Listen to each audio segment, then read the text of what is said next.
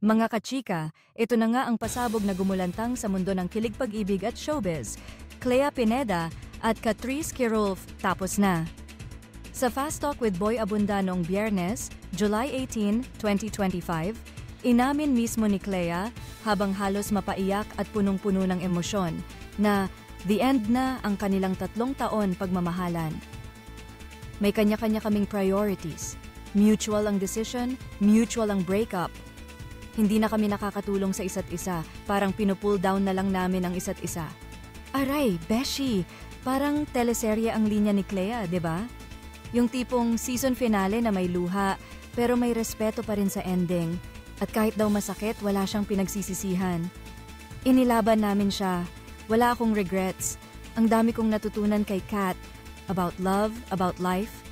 Grabe ang maturity, mga kachika. Pero ramdam na ramdam pa rin ang bigat.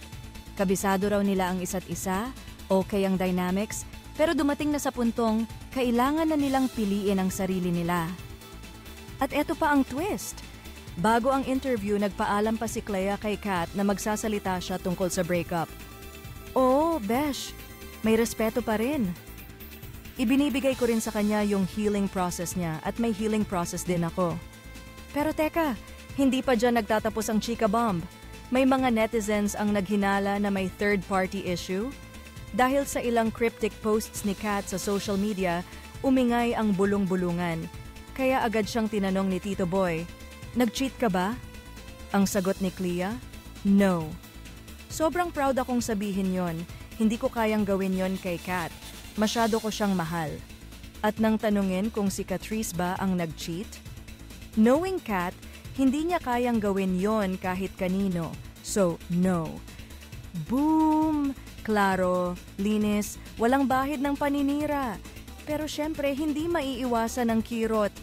Ayokong kalimutan kung gaano kaganda ang pagmamahalan namin. Mga kachika, sinong hindi madudurog ang puso sa pahayag na yan? Mga kachika, anong masasabi nyo? May pag-asa pa kayang magbalikan sila? O tuluyan na ngang nagsara ang chapter nila?